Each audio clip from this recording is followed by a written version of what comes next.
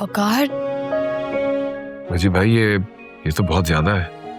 अरे भाई अपनी बहू को मैं मुंह दिखाई दे रहा हूँ। आप दवाई दे देते यही मेरे लिए बहुत है।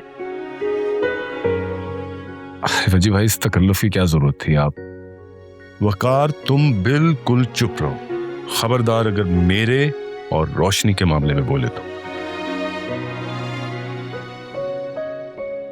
भाई देखो, मेरी दुआएं और मेरा प्यार हमेशा तुम दोनों के साथ रहेगा। और जहां तक बात रही इस गिफ्ट की, तो ये गिफ्ट मैंने नहीं खरीदा, बल्कि सायरा ने स्पेशली वकार की दुल्हन के लिए बनवाया था।